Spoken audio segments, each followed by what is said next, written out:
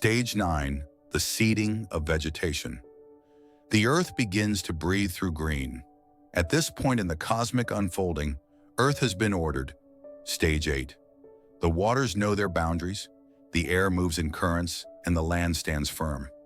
Now RaMaSedi introduces sustenance, the living intermediaries between spirit and biology, vegetation.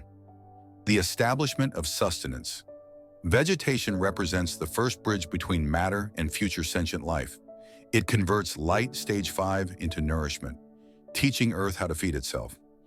Through photosynthesis, the cosmos practices the alchemy of transformation, turning light, air, and water into living form. Here, RaMaSedi prepares the table before the guests arrive. Symbolic Trinity's grass, the carpet of the earth, symbolizing abundance and coverage. Trees, the pillars between heaven and earth, mediating air and soil. Fruits and seeds, the encoded continuity of life, carrying tomorrow within today. Each form represents a dialogue between the elements. Air breathes through leaves. Water circulates as sap. Earth gives stability and minerals. Fire, sunlight, awakens the process of growth. Thus, vegetation is the first collaboration of all four elements acting in rhythm. Cosmological meaning. Vegetation is not mere biology. It is the memory of light crystallized into form. Plants embody the principle of giving without taking. They feed others through self-sacrifice. They are the first to embody the ethic of creation. To exist is to nourish. Biblical parallel Genesis 1:11-12. Then God said, "Let the earth bring forth grass, the herb yielding seed, and the fruit tree yielding fruit after his kind." This is the moment Earth becomes a garden, not yet populated, but already prepared. It is the making of Eden soil. Philosophical insight, stage 9, teaches the metaphysics of provision. Before consciousness can dwell in form, there must be a system of sustenance, a guarantee of continuity. Vegetation symbolizes preordained abundance.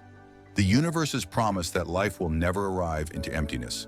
In short, stage 9 marks the first pulse of biological life, the flowering of sustenance. RaMaSedi sows vegetation to ensure the coming souls will find nourishment, shade, and oxygen, the spiritual and physical infrastructure of life. It is the garden before humanity, the silent generosity of creation. With the sacred act of hospitality as a mirror of stage 9. When we prepare a meal for others, we unconsciously replay the divine rhythm of stage 9. RaMaSedi, before the birth of sentient life, prepared the earth as a table, setting food, beauty, and breath in place so that when life awakens, it finds nourishment rather than nothingness. Human beings inherited this impulse. We cook, clean, decorate, and prepare space before our guests arrive. Not because we are told to, but because this pattern is etched into our spiritual DNA. It is our way of reenacting the cosmic gesture that made life possible. To host is to imitate God. Every act of hospitality, whether feeding a child, sharing bread, or tending a garden, is the microcosmic reflection of RaMaSedi's preparation of habitation and vegetation. When we set a table, we are saying, "You will not come into emptiness. You will find life already waiting for you." Philosophical parallel hospitality is ontological. It's not just kindness. It's a reflection of how being itself operates, always making room for more being. Vegetation is the first host. Plants welcome all life, oxygen for breath, fruit for hunger, beauty for spirit. They embody self-giving abundance, the original table of creation. This means, in human terms, the act of preparing the table equals the spiritual reenactment of stage 9. The act of eating together equals the merging of souls in shared creation. The act of gratitude equals the remembrance of RaMaSedi's provision. Stage 9 is not only biological but ethical. It introduces the cosmic value of generosity and preparation. The cosmic table, the architecture of sustenance. Before life appeared, RaMaSedi set the table of existence. Every element, every mineral, every vibration was placed with precision. Earth became the plate, solid, receptive, the vessel that holds all things. Water became the drink, carrying vitality and flow, the medium of life. Air became the breath, the invisible link between the eater and the eaten, the host and the guest. Fire, sun, became the light and warmth, the energy that animates and blesses the meal. At the cosmic table, all of these were arranged in proportion, not randomly scattered, but carefully balanced so that harmony itself could become the first nourishment.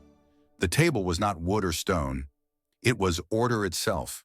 The meal was not food, it was existence in equilibrium. The ecological table, the banquet of vegetation. When RaMaSedi seeded the earth with vegetation, it was the first table spread before the guests of life. Trees were the pillars and guardians of this sacred feast. Their fruit was the first offering, the prototype of generosity. Grasses and herbs were the textures of abundance, nourishment woven into the landscape. Flowers represented the aesthetics of giving, beauty with no demand of return. Seeds were the promise of continuity, the unending meal, always renewing itself. The Garden of Eden is not a myth of innocence, it's a memory of this table. Adam and Eve awakened not into wilderness, but into a prepared feast, already alive, fragrant, and whole. They did not have to earn survival.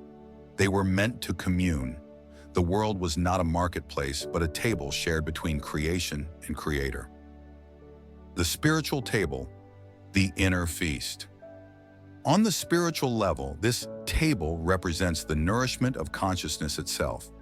Just as the earth was prepared materially, the soul was prepared internally. Wisdom is the bread, intuition is the wine, peace is the fruit, awareness is the light that makes the meal visible. RaMaSedi, in preparing the world, simultaneously prepared the inner world, ensuring that as life emerges outwardly, consciousness awakens inwardly. The table was both external and internal, nourishment for body and awareness. To eat from this table is to remember.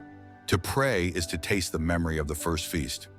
The table of RaMaSedi is the archetype of divine readiness, a cosmic hospitality that ensures no being arrives into emptiness. Every grain of food, every breath of air, every thought of peace is part of that original table still feeding us today.